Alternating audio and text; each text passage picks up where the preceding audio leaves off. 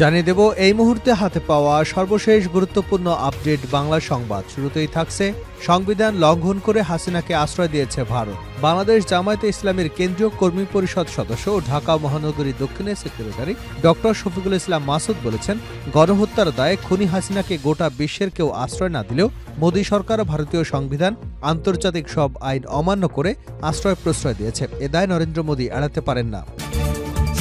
এবারে জানাবো, রাজধানীতে ছাত্র হত্যায় আওয়ামী লীগ যুবলীগের 5 নেতাকর্মী গ্রেপ্তার। রাজধানীর পল্লবীতে বৈষম্য বিরোধী ছাত্র আন্দোলনে হামলার ঘটনায় রুজুকৃত মামলায় পৃথক অভিযান পরিচালনা করে আওয়ামী লীগের 5 নেতাকর্মীকে গ্রেপ্তার করেছে পল্লবী থানা পুলিশ। জানাবো, ভারত বাংলাদেশকে ধ্বংস করতে চায়। বাংলাদেশ খেলাফত মজলিসের মহাসচিব মৌলানা মামুনুল হক বলেছেন, ভারত বাংলাদেশকে ধ্বংস করতে চায়।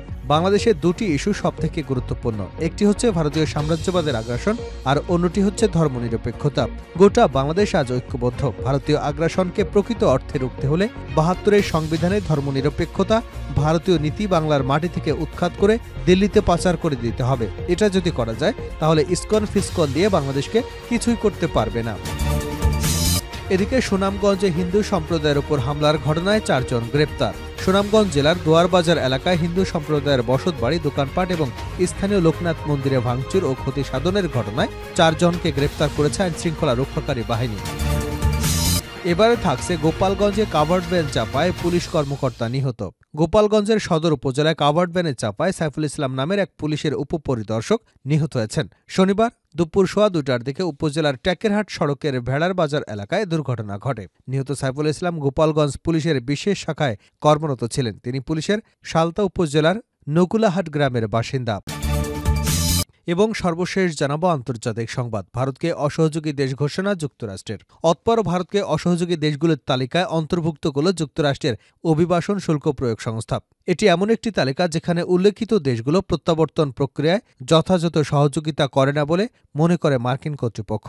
আইসিই জানিয়েছে, এ দেশগুলো সাক্ষাৎকার গ্রহণ, সময়মতো ভ্রমণ নথি ইস্যু এবং নির্ধারিত ফ্লাইটে তাদের নাগরিকদের ফেরত নিতে প্রয়োজনীয় সহযোগিতা দিতে ব্যর্থ হয়েছে।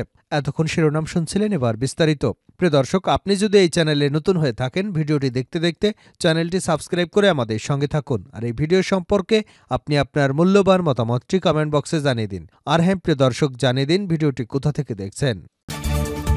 সংবিধান লঙ্ঘন করে হাসিনাকে আশ্রয় দিয়েছে ভারত। বাংলাদেশ জামায়াতে ইসলামের কেন্দ্রীয় কর্মী পরিষদ সদস্য ও ঢাকা মহানগরী দক্ষিণের সেক্রেটারি ডক্টর শফিকুল ইসলাম মাসুদ বলেছেন, গণহত্যার দায়ে খুনি হাসিনাকে গোটা বিশ্বের কেউ আশ্রয় না দিলেও মোদী সরকার ভারতীয় সংবিধান এবং আন্তর্জাতিক সব আইন অমান্য করে আশ্রয় প্রশ্রয় দিয়েছে ভারত। এ দায় নরেন্দ্র মোদী এড়াতে পারবে না। গাজীপুর মহানগরী কাশিমপুর থানা জামায়াত ইসলামের কর্মী সম্মেলনে প্রধান অতিথির বক্তব্যে এসব কথা বলেন তিনি। আওয়ামী লীগ বাংলাদেশকে ধ্বংস করে এবার ভারতকেও ধ্বংস করছে উল্লেখ করে তিনি আরও বলেন, আওয়ামী লীগের মদতপুষ্ট নিষিদ্ধ ঘোষিত সন্ত্রাসী সংগঠন ছাত্রলীগ বাংলাদেশে ধর্ষণের সেঞ্চুরি করে মিষ্টি বিতরণ করেছে। সেই আওয়ামী লীগের 4 নেতা ভারতে গিয়ে ধর্ষণ করে পুলিশের হাতে আটক হয়েছে। ভারতীয় নাগরিকদের উচিত ভারত থেকে আওয়ামী লীগের নেত্রী খুনি হাসিনা সহ আওয়ামী লীগের পলাতক সন্ত্রাসীদের বের করতে সরকারকে বাধ্য করা।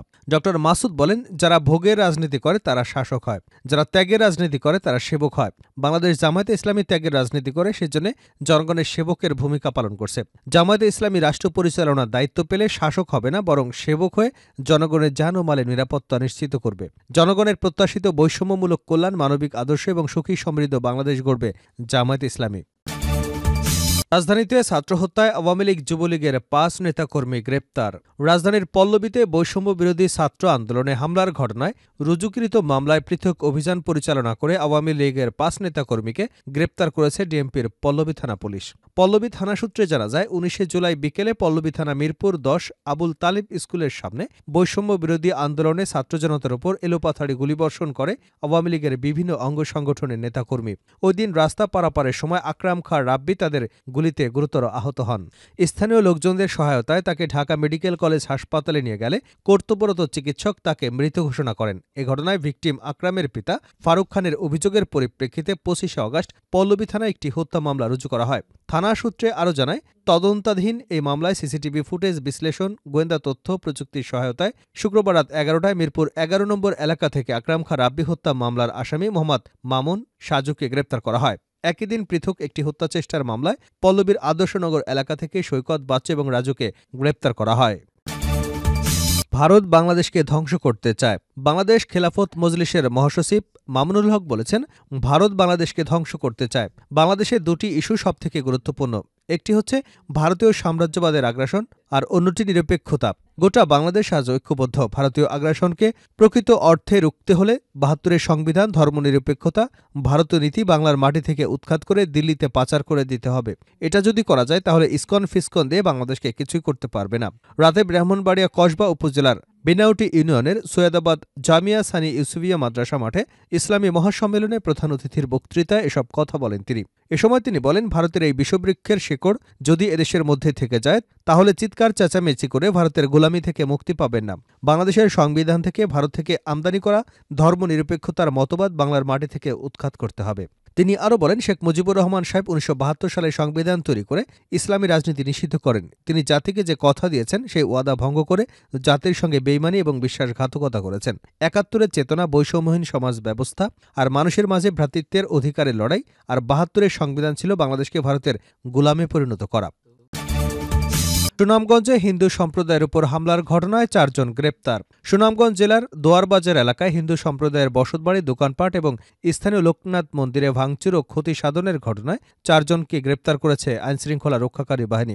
পুলিশ সদর দপ্তর থেকে বলা হয়েছে, গত ৩রা ডিসেম্বর সুনামগঞ্জ জেলার দোয়ারবাজার থানায় মংলারগাঁও গ্রামে আকাশ দাস ২০-এর ফেসবুক আইডি থেকে ইসলাম ধর্মকে কটাক্ষ করে অবমাননা করে পোস্ট দেওয়া হয়। পোস্টটি ডিলিট হলেও স্ক্রিনশট দিয়ে এলাকায় জনগণের মধ্যে উত্তেজনা ছড়িয়ে পড়ে। সংবাদ পেয়ে দোয়ারবাজার থানা পুলিশ আকাশ দাসকে ঘটনার দিন আটক করে এবং সেই সময় স্থানীয়রা আকাশ দাসকে পুলিশের কাছ থেকে ছিনিয়ে নেওয়ার চেষ্টা করে। পরে নিরাপত্তার স্বার্থে তাকে দোয়ারবাজার থানায় না নিয়ে সদর থানায় নিয়ে যাওয়া হয়। পুলিশের পক্ষ থেকে জানানো হয়, ওই দিন জনতা হিন্দু সম্প্রদায়ের বসতবাড়ি, দোকানপাট এবং স্থানীয় লোকনাথ মন্দির ভাঙচুর ও ক্ষতি সাধন করে। ওই ঘটনার সঙ্গে জড়িতদের চিহ্নিতপূর্বক গ্রেপ্তারের জন্য পুলিশ নিবিড়ভাবে তদন্ত করছে। পুলিশ ঘটনার সঙ্গে জড়িত আসামিদের শনাক্ত করে শনিবার বাদী হয়ে ১২ জনের নাম উল্লেখ সহ অজ্ঞাতনামা আরও ১৫০ থেকে ১৭০ জনের বিরুদ্ধে মামলা দায়ের করে। শেষ করছে আন্তর্জাতিক সংবাদ দিয়ে। ভারতকে অসহযোগী দেশ ঘোষণা যুক্তরাষ্ট্রের। অতঃপর ভারতকে অসহযোগী দেশগুলোর তালিকায় অন্তর্ভুক্ত করল যুক্তরাষ্ট্রের অভিবাসন ও শুল্ক প্রয়োগ সংস্থা। এ তালিকায় ভারত ছাড়াও রয়েছে Bhutan, Cuba, Iran, Pakistan, Russia ও ভেনেজুয়েলা। এটি এমন একটি তালিকা যেখানে উল্লেখিত দেশগুলো প্রত্যাবর্তন প্রক্রিয়ার যথাযথ সহযোগিতা করে না বলে মনে করে মার্কিন কর্তৃপক্ষ। আইসিই জানিয়েছে, এ দেশগুলোর সাক্ষাৎকার গ্রহণ, সময়মতো ভ্রমণ, নথি ইস্যু এবং নির্ধারিত ফ্লাইটে তাদের নাগরিকদের ফেরত নিতে প্রয়োজনীয় সহযোগিতা দিতে ব্যর্থ হয়েছে। আইসির তালিকা অনুযায়ী যুক্তরাষ্ট্র থেকে ১৪,৫০,০০০ অবৈধ অভিবাসীকে বিতাড়িত করবার পরিকল্পনা করা হয়েছে। এর মধ্যে ১৮,০০০ই ভারতীয়। সাম্প্রতিক বছরগুলোতে প্রায় ৯০,০০০ ভারতীয়কে যুক্তরাষ্ট্রে অবৈধভাবে প্রবেশের চেষ্টাকালে আটক করা হয়েছে। টাইমস অফ ইন্ডিয়া জানিয়েছে, এদের অধিকাংশই পাঞ্জাব, গুজরাট এবং অন্ধ্রপ্রদেশের বাসিন্দা। বহু সংখ্যক ভারতীয় যুক্তরাষ্ট্রে তাদের অবস্থান বৈধ করবার চেষ্টা করলেও এ প্রক্রিয়া বেশ সময় সাপেক্ষ। বৈধতার আবেদনে ২-৩ বছরও সময় লাগতে পারে। যুক্তরাষ্ট্রে অবৈধ অভিবাসীর সংখ্যার উপর সবার উপরে রয়েছে হন্ডুরাস। দেশটির ২,৬১,০০০ অবৈধ অভিবাসী রয়েছে মার্কিন মুলুকে। এরপর গুয়েতেমালা রয়েছে ২,৫৩,০০০ অবৈধ অভিবাসী। এশিয়ার মধ্যে চীন ৩৭,৯০৮ জন অভিবাসী নিয়ে শীর্ষে রয়েছে। ভারত রয়েছে ১৩তম স্থানে।